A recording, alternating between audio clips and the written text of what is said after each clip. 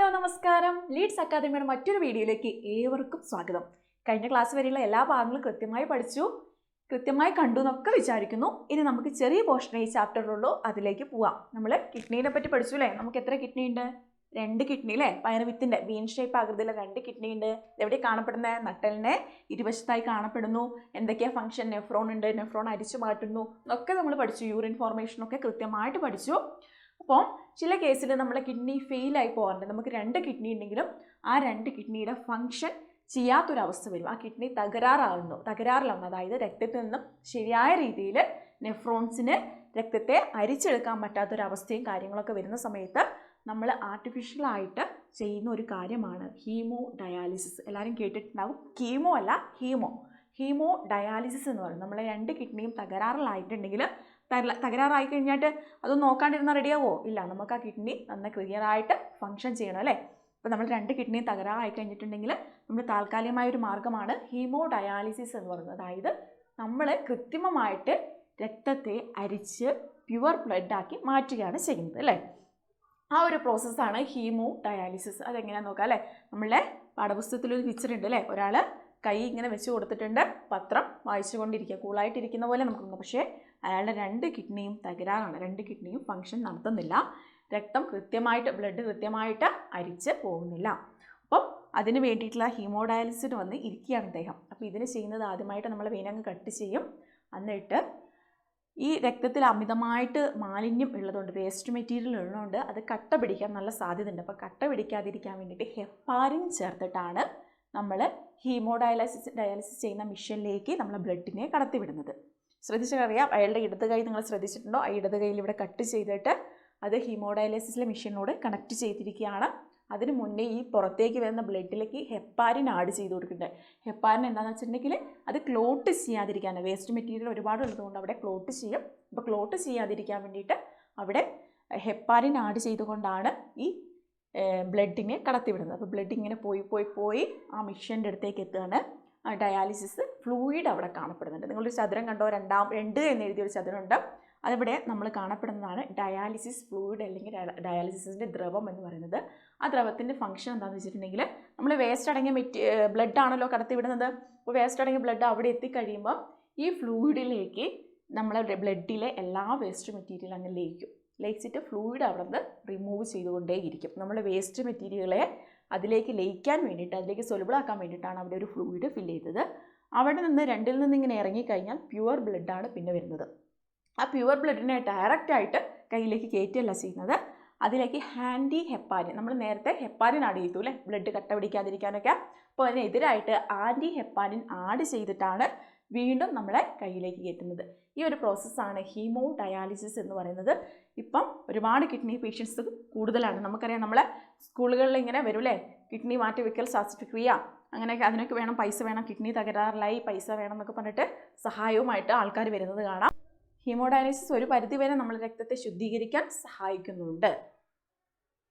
അഥവാ in case നിങ്ങൾ kidney മാറ്റിവെക്കൽ ശസ്ത്രക്രിയ കിട്ടുന്നുണ്ടോ? കിഡ്നി ട്രാൻസ്പ്ലാന്റേഷൻ കിട്ടിയിട്ടുണ്ടോ? കിഡ്നി ട്രാൻസ്പ്ലാന്റേഷൻ അതായത് നമ്മളെ 2 കിഡ്നിയും തകരാറിലായിട്ടുണ്ടെങ്കിൽ നമ്മളെ ബ്ലഡ് ഗ്രൂപ്പുമായിട്ടോ നമ്മളെ ടിഷ്യൂ ഒക്കെ ആയിട്ട് യോജിക്കുന്ന ഒരു കിഡ്നി കിട്ടാനുണ്ടെങ്കിൽ ആ കിഡ്നിയെ നമുക്ക് ചേർത്ത് വെക്കാം, നമ്മളുടെ ശരീരത്തിലേക്ക് വെക്കാം. ആ ഒരു ഇതാണ് കിഡ്നി ട്രാൻസ്പ്ലാന്റേഷൻ എന്ന് പറയുന്നത്.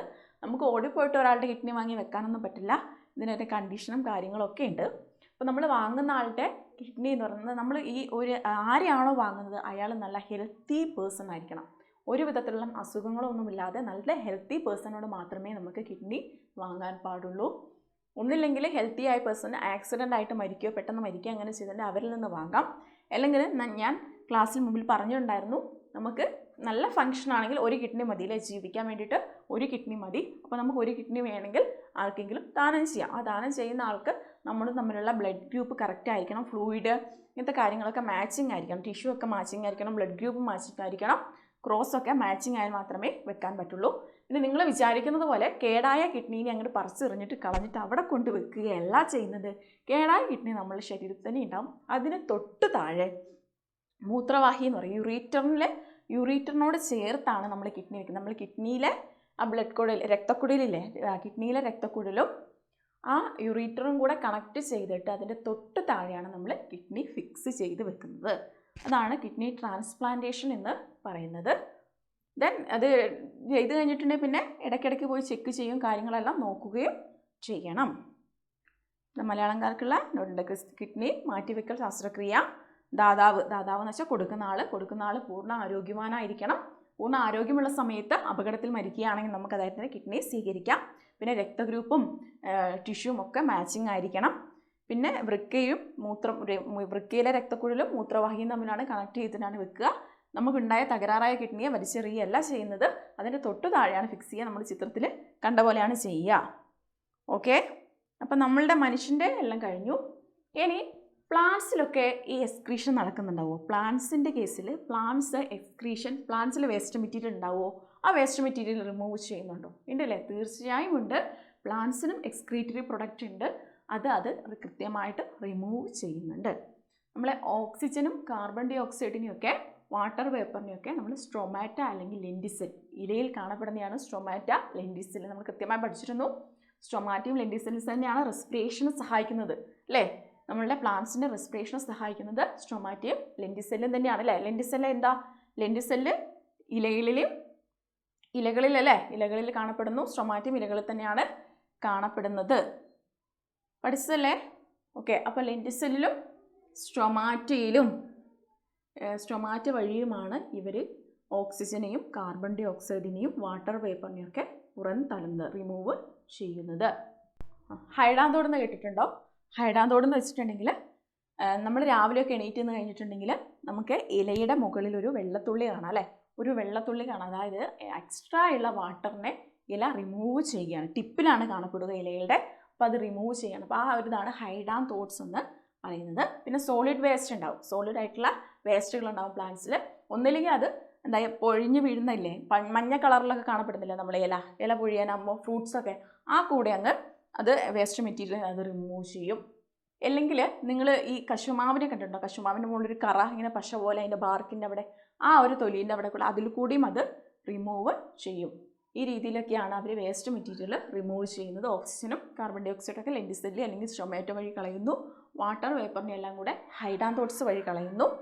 ദെൻ സോളിഡ് മെറ്റീരിയൽസിനെ ഒന്നില്ലെങ്കിൽ നല്ല പാകമായ ഫ്രൂട്ട്സോ ഇലകളോ പൊഴിഞ്ഞു പോകുന്നതിൽ കൂടെ റിമൂവ് ചെയ്യും. അല്ലെങ്കിൽ ഒരു കറ പോലെ ഈ ബാർക്കിലൂടെ റിമൂവ് ചെയ്ത് കളയുകയാണ് ചെയ്യുന്നത്. ഈ രീതിയിലൊക്കെയാണ് പ്ലാന്റ്സിൻ്റെ വേസ്റ്റ് മെറ്റീരിയൽസിനെ കളയുന്നത്. ഏറ്റവും ലാസ്റ്റ് ഏറ്റവും ഇമ്പോർട്ടൻ്റ് ആയ ഒരു പോയിൻ്റാണ് ഇനി പഠിക്കാവുന്നത്. ഹോമിയോസ്റ്റാസിസ്, ആന്തരസംസ്ഥിതിക്ക് പാലനം. ഹോമിയോസ്റ്റാസിസ് എന്ന് പറയുന്നത് അതായത് നമ്മളുടെ എക്സ്ക്രീറ്ററി ഓർഗൻസ് ഒക്കെ കണ്ടില്ലേ? നമ്മുടെ ശരീരത്തിലെ എക്സ്ക്രീറ്ററി ഓർഗൻസ് ഏതൊക്കെയാണ്? ലിവർ, കിഡ്നി, ലങ്സ്, സ്കിൻ അല്ലേ? ഈ 4 എണ്ണമാണ് നമുക്ക് എക്സ്ക്രീറ്ററി ഓർഗൻ. ഇവ തന്നെയാണ് നമ്മളെ ഹോമിയോസ്റ്റാസിസിന് സഹായിക്കുന്നത്. ഹോമിയോസ്റ്റാസിസ് എന്ന് വെച്ചിട്ടുണ്ടെങ്കിൽ ശരീരത്തിലെ എല്ലാ പ്രവർത്തനത്തെയും ബാലൻസ് ചെയ്ത് നല്ല രീതിയിൽ കൺട്രോൾ ചെയ്ത് പോകുന്നതിനാണ് ഹോമിയോസ്റ്റാസിസ് എന്ന് പറയുന്നത്. ശരീരത്തിനെ നല്ല രീതിയിൽ മെയിൻറ്റെയിൻസ് ചെയ്തിരുന്നു. അതിന് വേണ്ടിയിട്ട് നമ്മളെ എക്സ്ക്രീറ്ററി ഓർഗനായ 4 പേര് തന്നെയാണ് സഹായിക്കുന്നത്. അപ്പോൾ ആദ്യം കാണുന്നത് ആരാ? ആദ്യം പയർ വിത്ത് പോലെ 2 ആൾക്കാരെ കണ്ടോ? അത് ആരാന്നാണ് പറഞ്ഞത്? കിഡ്നി അല്ലേ? അപ്പോൾ കിഡ്നി എന്താ അവിടെ ചെയ്യുന്നത്?